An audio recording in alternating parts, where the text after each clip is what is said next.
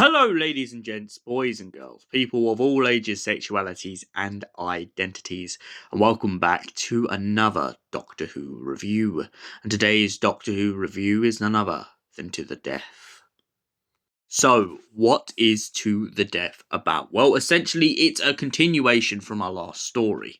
Lucy Miller and Susan and Alex are living in a kind of post-apocalyptic pandemic of a world that the Daleks have caused.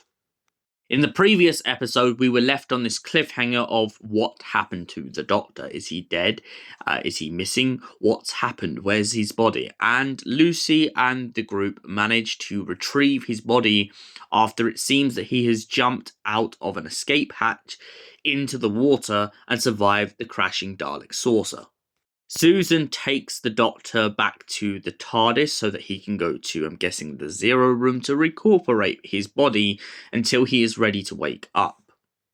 Meanwhile, throughout the course of this story and the last story, it turns out that Lucy Miller has been making a lot of tape recordings in which Alex ends up disturbing her halfway through and pretty much begins to ask exactly what she is doing. He then points out the fact that he does understand that Lucy and the Doctor have a very strong relationship, a relationship that's even more complicated than he can understand, but he respects it. Meanwhile, outside, it turns out that Tamsin and the monk are having a kind of marriage squabble. It turns out that Tamsin suddenly realizing that maybe the monk isn't so much of a good guy as he has made himself out to be. Meanwhile, back in the Zero Room, the Doctor suddenly wakes up from his coma and pretty much gloats in front of Susan after overhearing her having a bit of a pot at him for not coming back from the events of the invasion of Earth.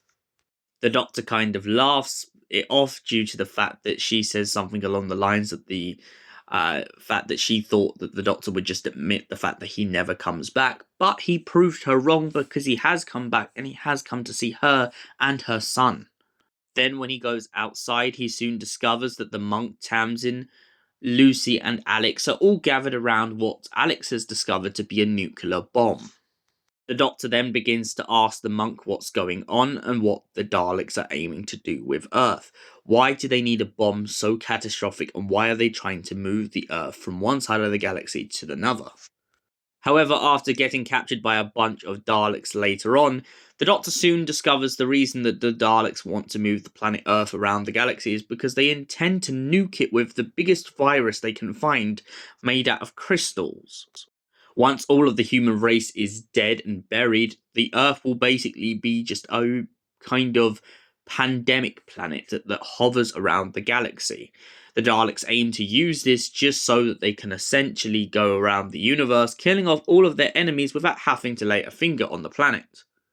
However, the only problem that the Daleks don't take into consideration is the fact that maybe, just maybe, it will also affect them.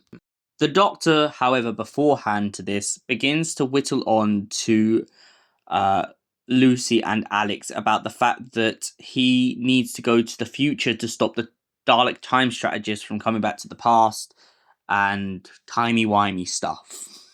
Lucy and Alex argue against him on this and manage to steal a Dalek saucer, all in order to try and crash it into the Dalek fleet. The Doctor and Susan watch in horror. However, I think I need to quickly backstep for a sec because you're most probably all sitting there right now asking, what happened to Tamsin Drew? Well, I'm sorry for the Tamsin lovers out there, but she died. Yep, when the Daleks capture the Doctor, the monk, and Susan, they decide, because Tamsin's not important to them, to exterminate her. Then the monk begins to plead to the Doctor about the fact of he never really wanted all of this to go as bad as it has. In a sort of really thingy way, the monk really kind of loved Tamsin. And that's what makes this even more tragic, is the fact that he allowed her to get killed.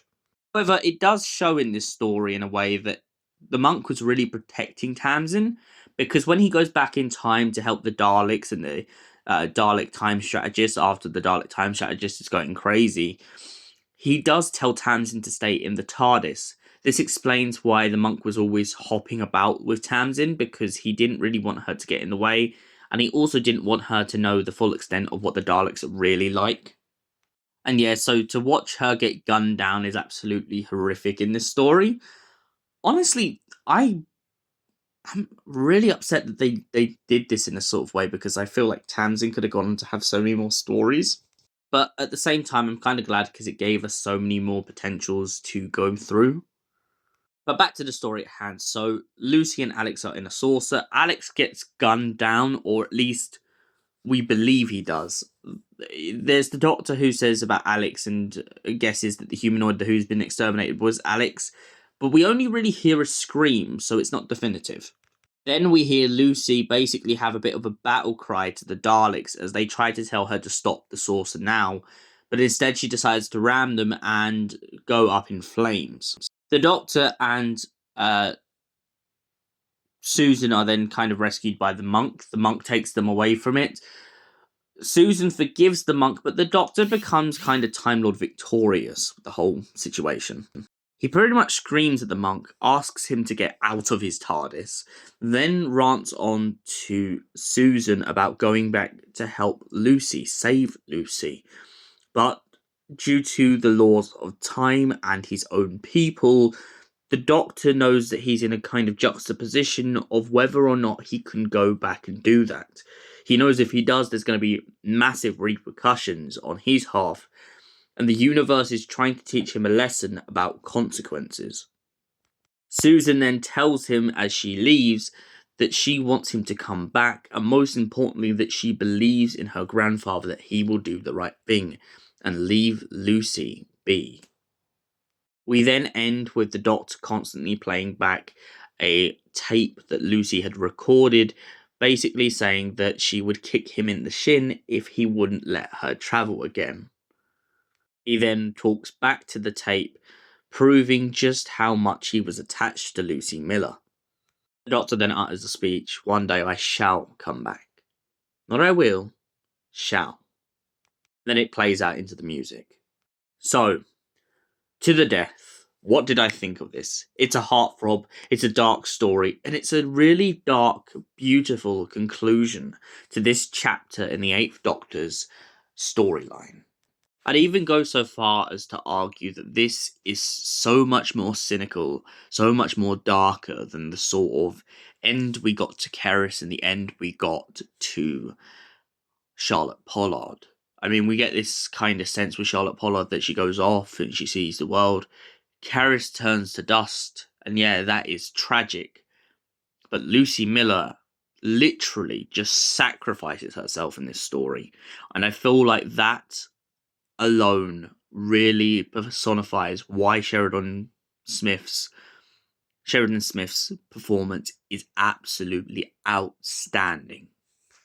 Along with this, I also feel like it is an honourable mention to also mention Tamsin's death.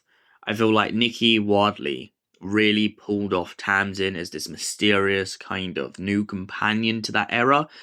And I really feel like we could have had a box set with Nikki just doing Tamsin for like a whole season and then jumping back into Lucy. But I see why they went back to Lucy. Lucy is a favourite, she is brilliant, and it's really nice to see her have that kind of payoff. And I feel like both women in this story really have a payoff to their storylines, to their story arcs, and the direction that it was going in.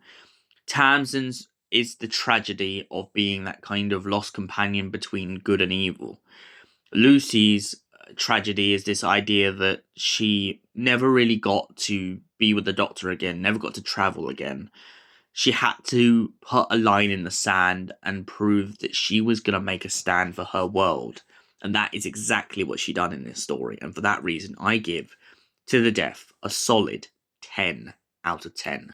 Thank you for watching, and we'll see you in the next Doctor Who review, you beautiful people.